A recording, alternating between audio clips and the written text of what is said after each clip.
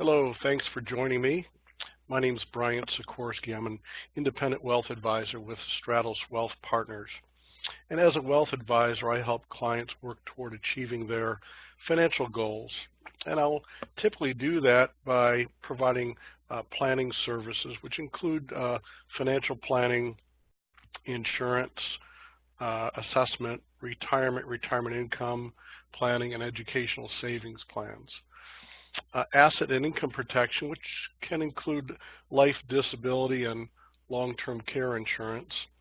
Investment management, including brokerage and advisory investment management accounts consisting of stocks, bonds, mutual funds, and exchange-traded funds. And finally, tax-deferred retirement income strategies, which may include fixed indexed, and variable annuity products. Today, our topic is GSAM, Empower the Female Investor. And this is a program that was actually first developed by, you see here up in the upper left-hand corner, Goldman Sachs Asset Management. So that's the meaning of the phraseology, GSAM.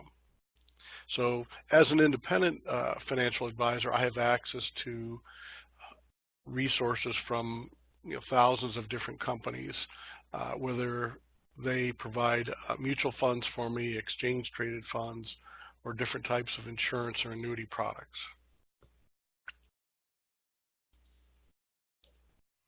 So what is our agenda today? Well, our agenda is four major topics. Number one, we're going to discuss what is womenomics, and that's a new word I had never heard before I saw this presentation or saw this file. We're going to discuss some of the financial planning challenges that affect women. We're going to talk about how to build investment confidence. And finally, we're going to go over the Empower the Female Investor program.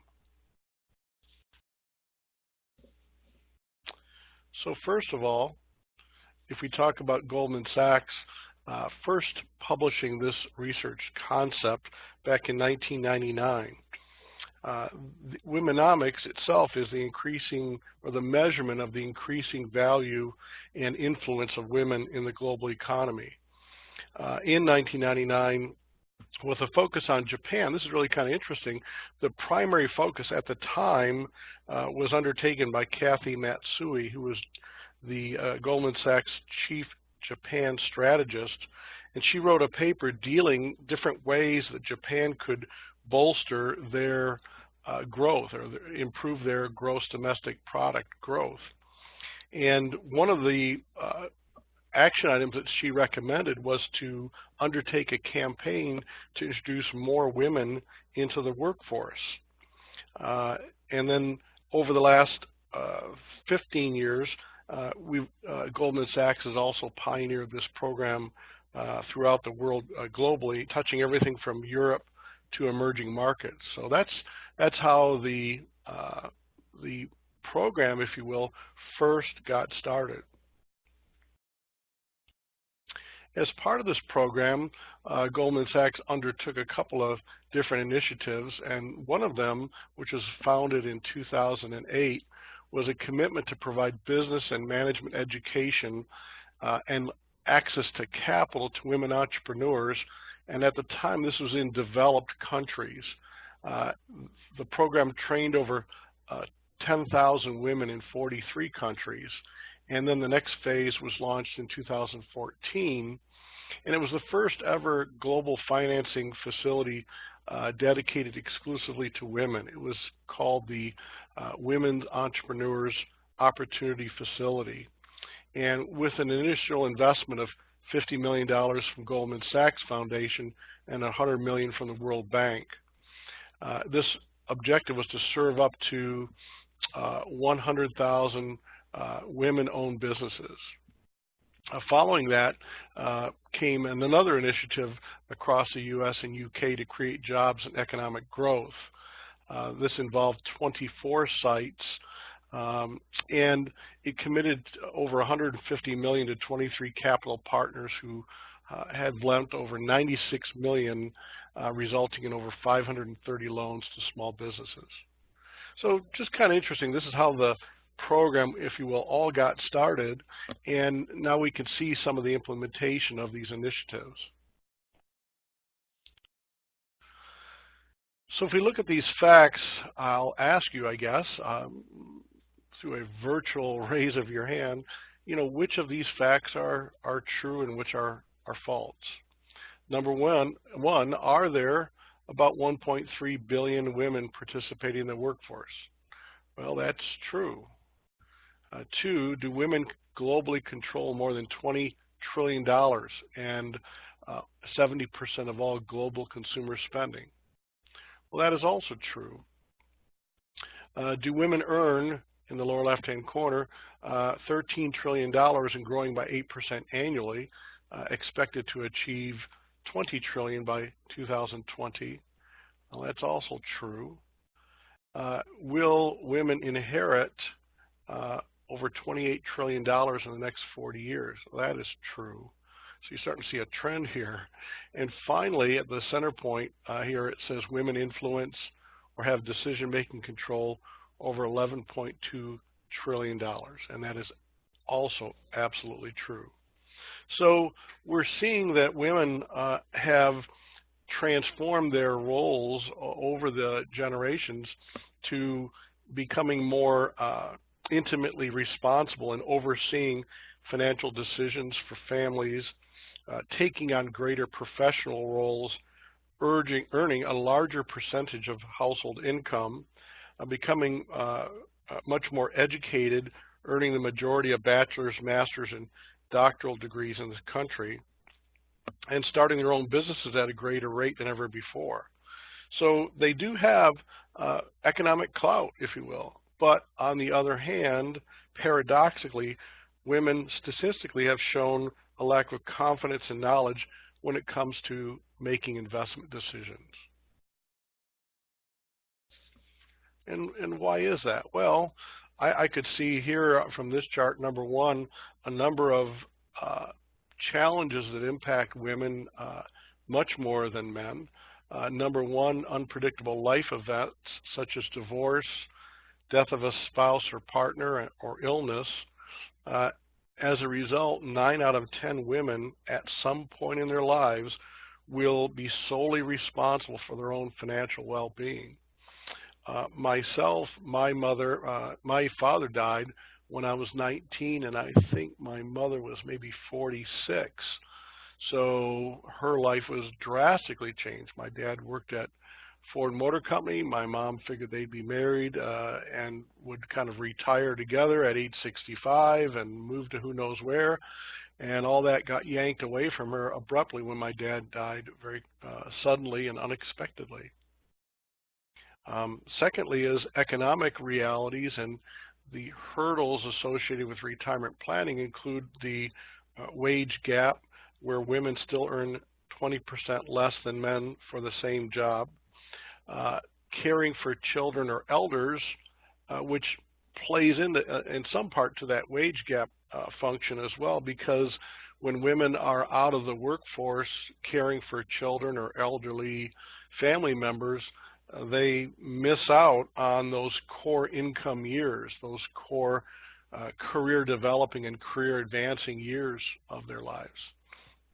Women also have longer lifespans. I have a client who passed away at age 95. So a very long lifespan. Now this is not a woman, but I think I just read today the announcement that Billy Graham, a pastor, had passed away at age 99.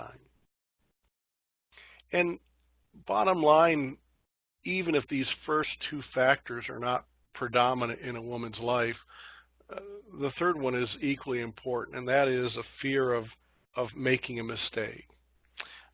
As things stand today, of women living 65 years of age and living alone, 4 out of 10 depend on Social Security for virtually all of their income.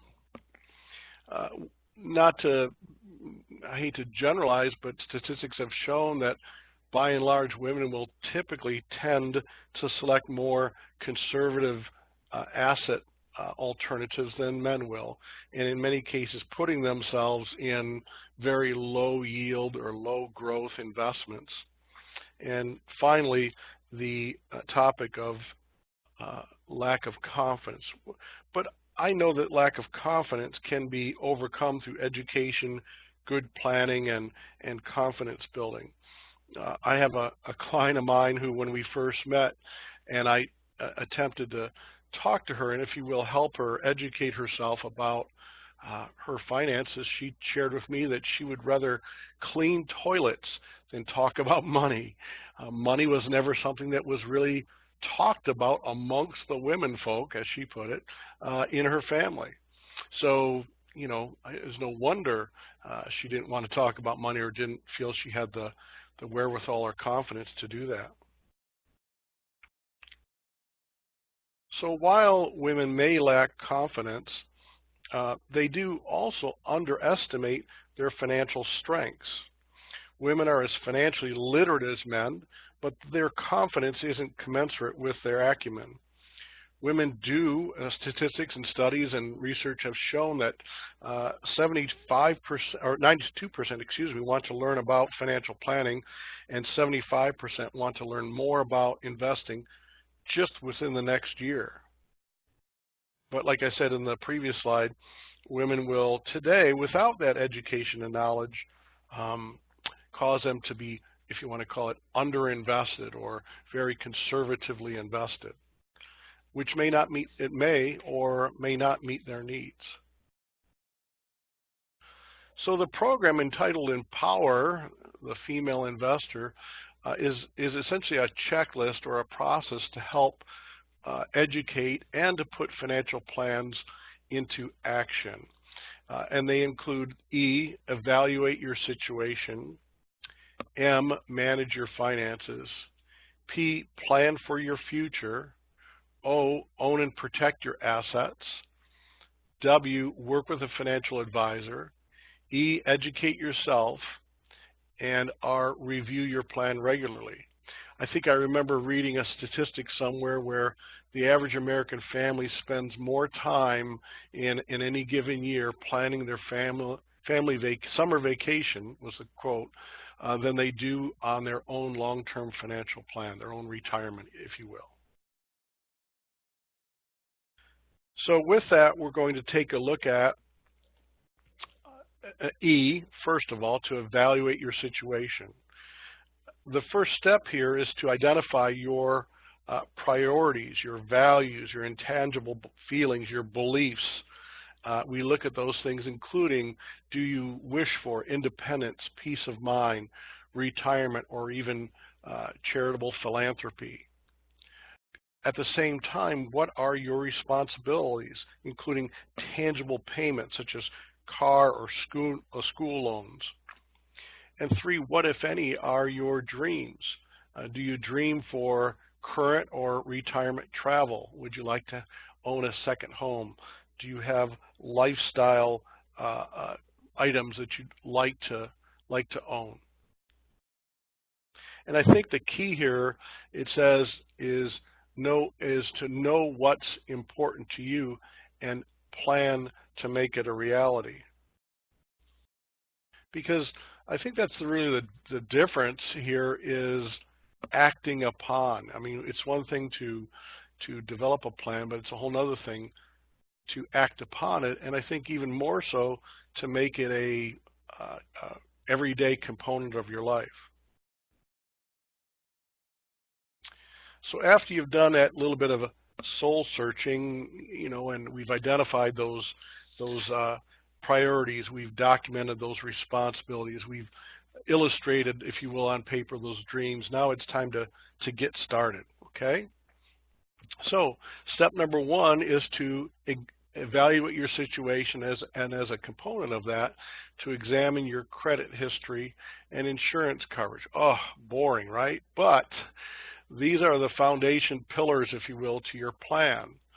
So you are entitled, we are all entitled to one free copy of our credit report every 12 months from each of the 3 nationwide reporting companies. And here are their phone numbers. You can contact them, and when you receive your credit history, check it for accuracy. Here's some of the things that you need to look at when you examine that history. Do you have credit in your own name? If it's always in your spouse's and never in yours, and your spouse were to pass away, regardless of the outstanding financial situation in your household, you may be unable to obtain something as basic as a credit card. Do you have and understand your credit score? We hear about the credit score known as FICO. FICO standing for Fair Isaac Corporation that issues the score.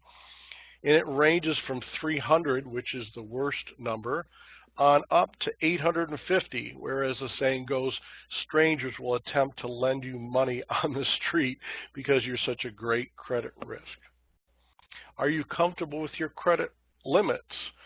What's the maximum amount that your credit card company will allow you to borrow on a single card?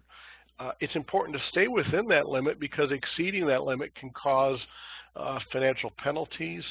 It can also cause the credit card company to refuse you additional credit. You can also, it also can be recorded or impact your FICO score. And how much do you owe and at what interest rate? And that interest rate is here predominantly targeted at credit card debt, but we've got to start thinking about too our other debt, perhaps like a mortgage or a home equity loan, and what is there. Also within credit cards, when I've met with people, I've seen credit cards charge interest rates of 8 or 9%, all the way up to almost 30%.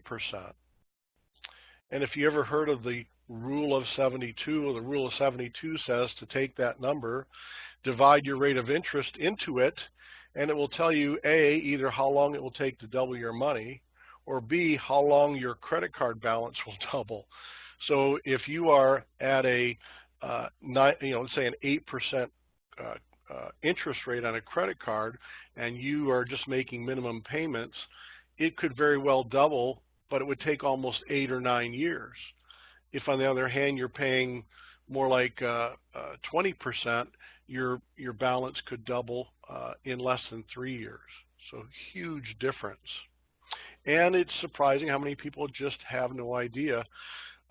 Their credit card rate, their interest rate can get changed, and you get all that paper in the envelope that nobody reads. It's 25 pages long, written by attorneys, and not realize that you've just your interest rate has just been increased. We also want to look at your insurance coverage in terms of life. Do you have a term policy or a permanent whole life policy, or perhaps a universal life policy? Do you have health insurance? Do you have insurance on your car, home, or personal liability or casualty?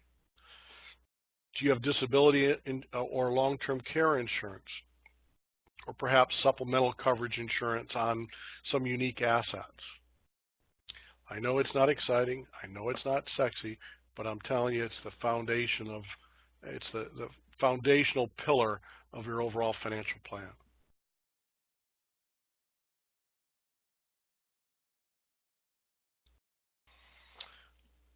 So the next step is M, manage your finances, taking stock of your net worth. So you can, companies or corporations create balance sheets and income statements, and in today's world with so many people self-employed, or if, and in today's world where nobody stays at the same job for 35 years, it might make sense to look at yourself as your own little company, even though you may be an employee, and create a balance sheet or an income statement, a listing of what you own and what you owe to determine your overall net worth.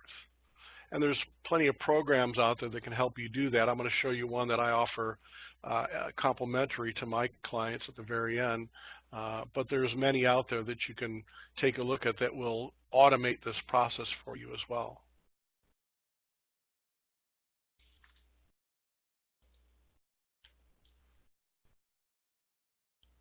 So we're going to look at understanding your liquidity and cash flows, what money is accessible and what may not be because of tax situation. So if we look at our incoming monies, that would be our salary, any income or interest from our investments, dividends from our investments, perhaps part-time freelance rental income and Social Security. Our outgoing expenses, which might be fixed in nature, including our rent or mortgage, insurance, car payments, or savings. Flexible expenses, which include food, transportation, clothing, and investing. Discretionary expenses, such as eating out, vacations, entertainment, and gifts. I have a retired client, a couple of mine who live in Michigan, and they like to travel, and they enjoy going to Hawaii. They also enjoy going to Las Vegas. And every year around the Labor Day to Thanksgiving time frame, they will start planning their little winter vacation, and they will call me up and say, hey, Brian, based on the performance of the markets and how they manage their money, is this year a Hawaii year? Is this year a Vegas year? Or is this a staycation year? And over the last 15 years as a financial advisor, they've had one or two of each, or three or four of each, actually. So it's very important. The only thing that I don't like about this slide is I don't like the fact that I see it says investing is a flexible expense. And the reason that I say that is I'm sure you probably have heard or read somewhere that it's important to pay yourself first. So I almost would want to see investing move up a bit, perhaps even into that somewhat fixed category, so that we can make sure that you're paying yourself first, as the saying goes, and not investing with the few pennies that are left over at the end of the month.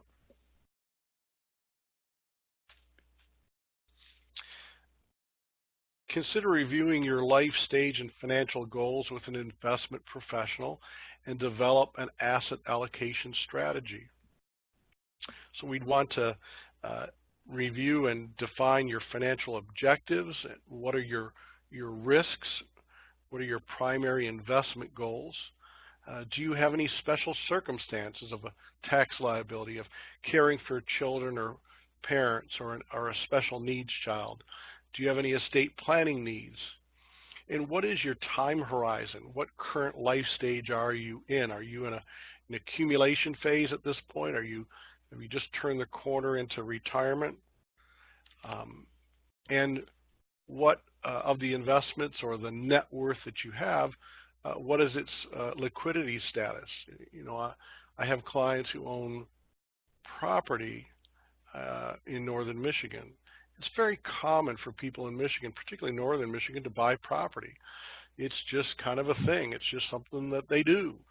But property can be rather illiquid. If you have a medical emergency and you know the caregiver is asking for payment, you can't say, well, hang on there as you load me into the ambulance. Let me call my realtor, and see if she can sell those 5 acres on Beaver Island. You know. So that's an important factor to take into consideration.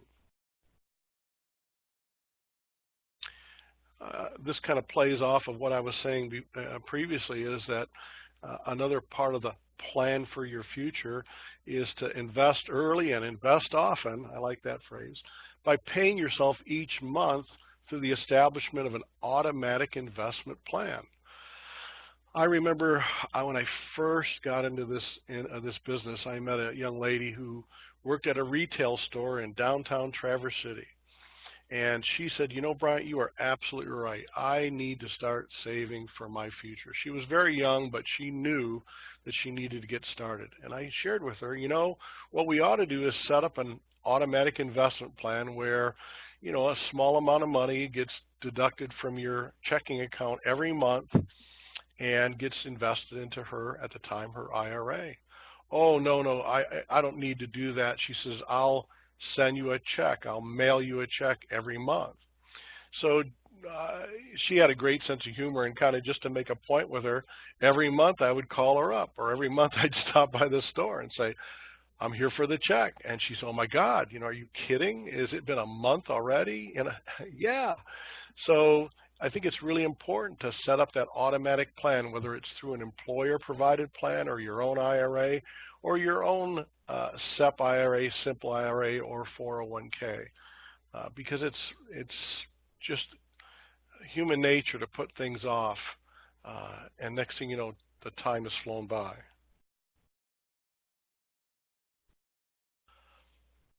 So when your investment plan is put together, we may look at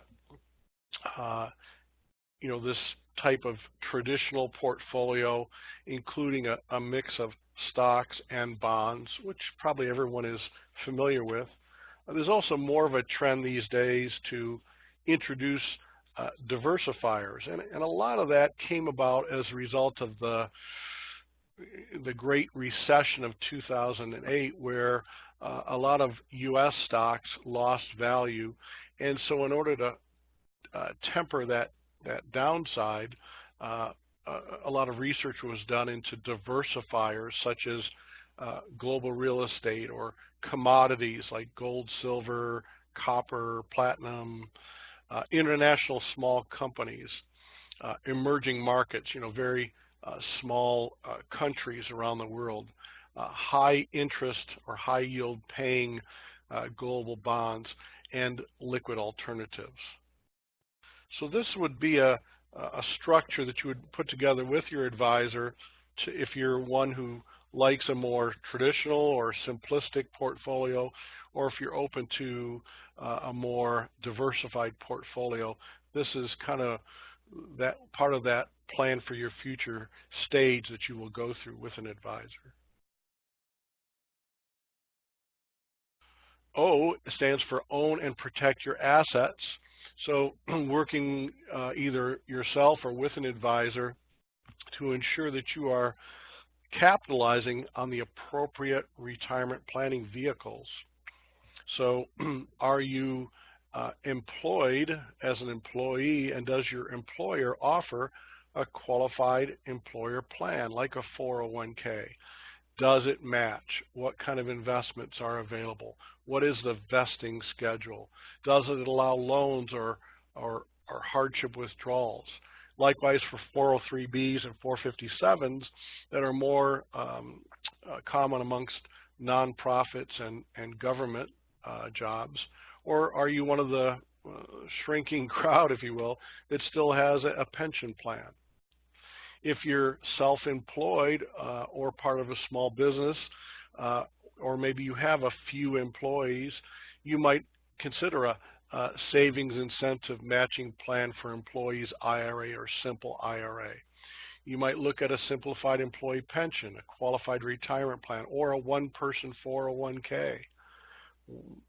Why do we say that? Well, a number of people that I find, like realtors, etc., used to work for a large company and then became self-employed. Well, when they worked for a large company, they knew that they could contribute to a 401k and possibly to their own traditional IRA, which is in the next column here, or a Roth IRA. But many didn't realize that since they became self-employed, they can now set up their own 401k. And who cares? Well, with a 401k, you can contribute up to almost 10 times as much money on a pre-tax or after-tax basis through the Roth provision as you can with just a traditional individual retirement account. So huge difference. And consider investment options if you've turned that retirement corner to look at income-focused mutual funds, fixed or variable annuities, high grade, meaning good credit quality bonds or fixed income, or certificates of deposit. Protect, another step of owning and protecting your assets is to protect them through smart estate planning. Make sure that you have a will which will determine how your possessions are distributed upon your death. a healthcare proxy, identifying an individual who can make medical decisions when you are unable to do so. You know, if a high-risk surgery needed to be done, or if you need to be taken off a ventilator, or you did not want to be, you had a DNR, a do not resuscitate, the healthcare provider, the hospital, cannot make those decisions on their own unless they have it in writing or have someone appointed who can act on your behalf.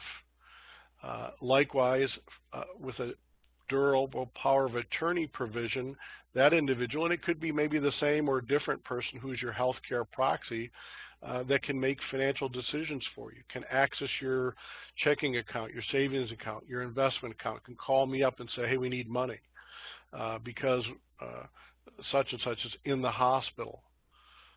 You could, you know, if you don't have these in place, then that individual would have to go to court to try to get to become empowered to act on your behalf and to access your financial accounts, which can take time.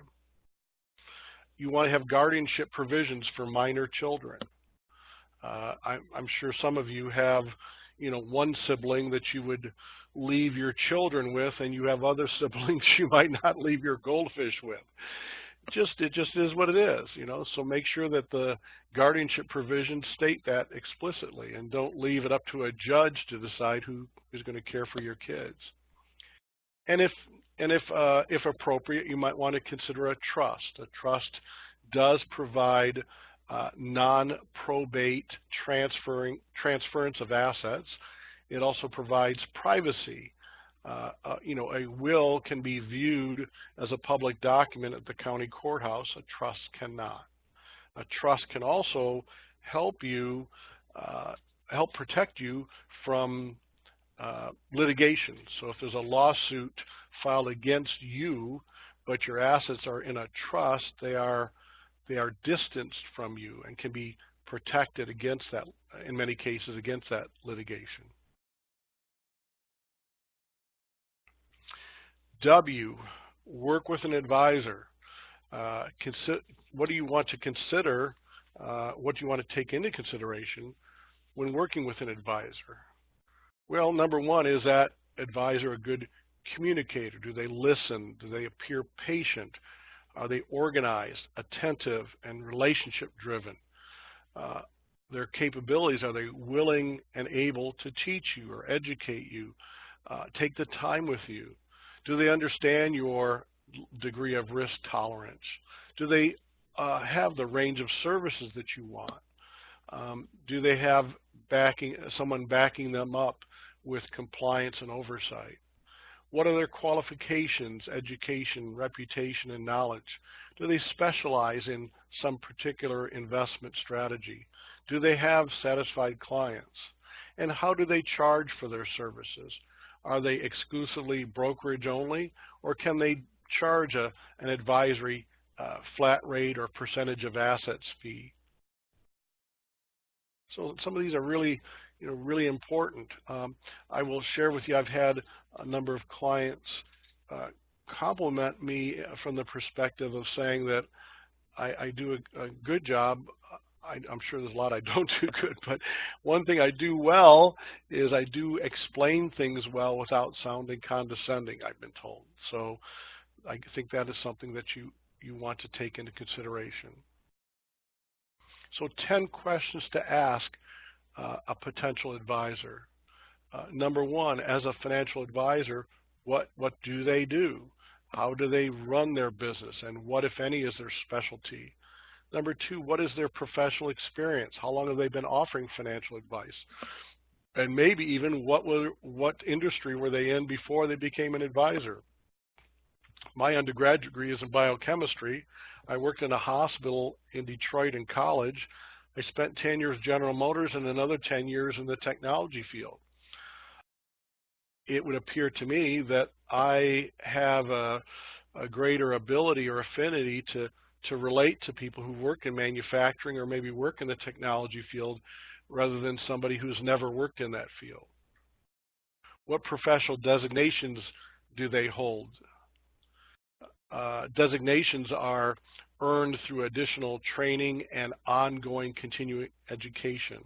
I have an accredited asset management designation and a chartered retirement planning designation. So those are two areas that I have specialties in.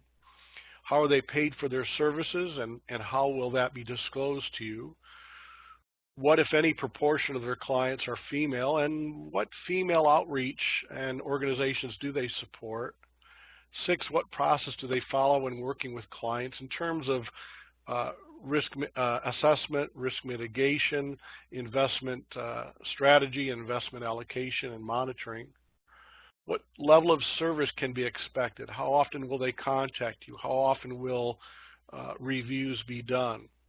8, what are the key components of their investment approach, and why might that benefit you? 9, do they follow a code of ethics? And 10, and to go back to 9 quickly, are they a fiduciary? And 10, relative to your life goals, what is their assessment of your financial situation today? You want someone that's going to tell you the truth. You don't want someone that's just taking you on to make a couple bucks. And you want someone who's going to tell you if your expectations are achievable or not.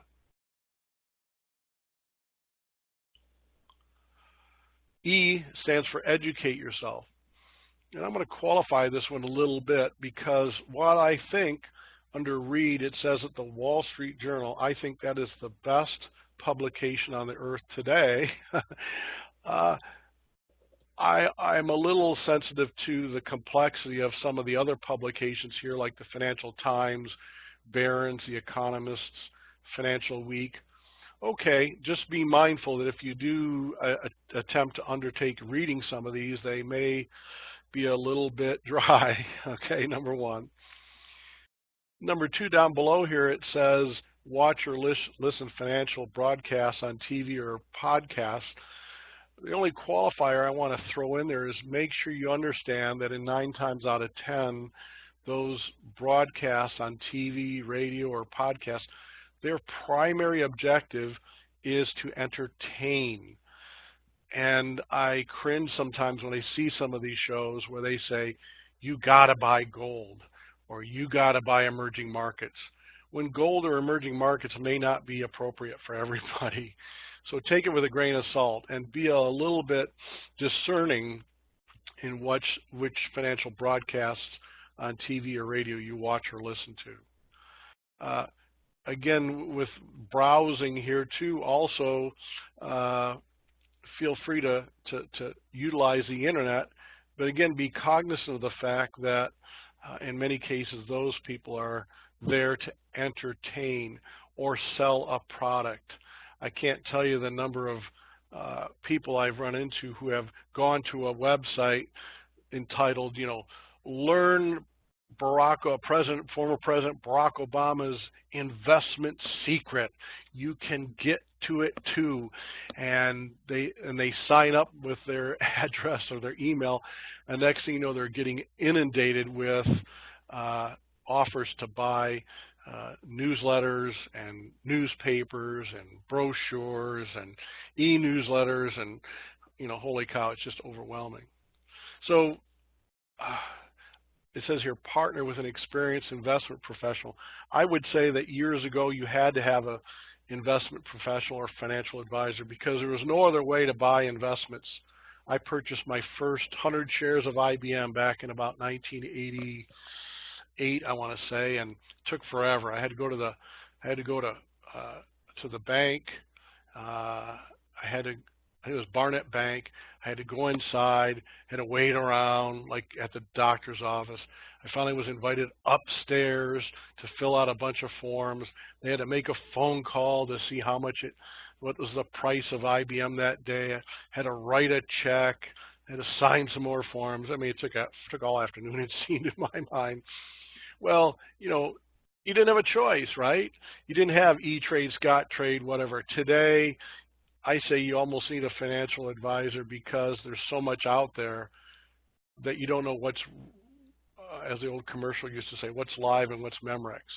So what's real and what is not so real. So I almost feel that I'm more of a tour guide today, just guiding you through the underbrush of the advice that's out there and the opinions that are out there today. And lastly, R for review your plan regularly. This financial planning isn't a set it and forget it. It means engaging in regular reviews, and consider reviewing these 7 steps each year of evaluate, manage, plan, own and protect, work with an advisor, and educate.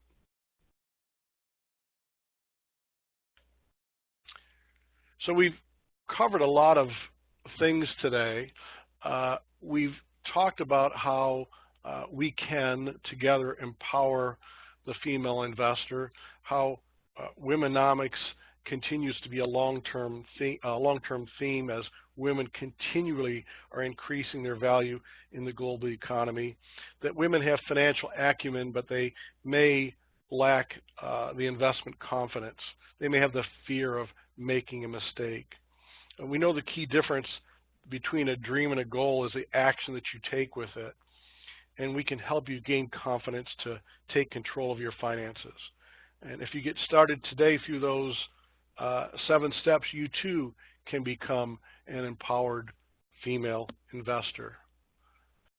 And to help you do that, I also have here the Female Investor Workbook. And so, if anyone wants this book, if you watch this video, I'm going to record this video. It's being recorded now, and I'm going to upload it to my YouTube channel. So to get to it, you would go to my website, BriantSikorski.com, and from there, it would move you over to my YouTube channel. If after watching this, you want this workbook, just let me know, and I will email it to you.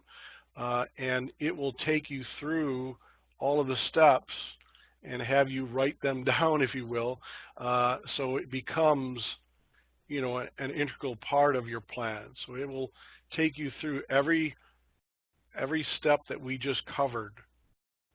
It'll be your repository of all the information that you glean from this exercise. I think it's a great workbook. I really am impressed with what they put together here. I think it's the consummate combination of enough knowledge without being overwhelming, which I think is good. The other thing that might be of interest to you is I offer at no charge to every one of my clients their own personal financial website. And it looks like this, and what it does, if you look across the top here, you see that I mentioned to you earlier that there are automated ways. Now, I've given you one workbook where if you're the pen and paper kind of person, you can do that. Here, you can also utilize this organizer to connect all of your accounts and document all of your information into an organized and consolidated view. You can go to the financial workshop and learn more about how to achieve your goals. You can go to the education center and read articles or watch videos. You can look at uploading important financial or legal documents to the vault, and now they're available to you or anywhere in the world. I actually had somebody who was out of town on vacation and desperately needed a legal document, and fortunately we had uploaded it to that client's vault, or that client would have had to terminate their vacation, come home and get it. So it worked out really well. And also at the center can be set up to show, if you want, where you are spending your money by different categories. From that, you can create a budget, and it will notify you if you exceed your budget. If you spend more than you said, you can set it up to email you or even text you. It'll show you your net worth and your invested assets. It also has interactive charts that can provide detailed views to show you, how you are invested, like we talked earlier. Are you a traditional or a diversified with some alternative investments? It lists here in the lower center, it's like Hollywood Squares here, your life insurance policies, And last but not least, it also is available on a mobile device, so you can set it up to run on your smartphone or your iPad or your tablet. And what this does is this downloads your information. Well, it actually snapshots it every night, and so you can go every day or any day that you want and look at the value of your accounts and how much you've spent, and are there any changes that have taken place in your financial situation. So with that, I will say thank you for joining me today. Again, I hope you've learned a few new facts. I will be uploading, as I mentioned, this video to my YouTube channel. So if you did not make one of my my webinar, you can go to BriantSikorski.com, click on my YouTube icon. It'll take you to a YouTube channel, and you can access and view this this video there at your convenience. So again, with that, I'll say thank you very much, and I hope you have a great rest of your day.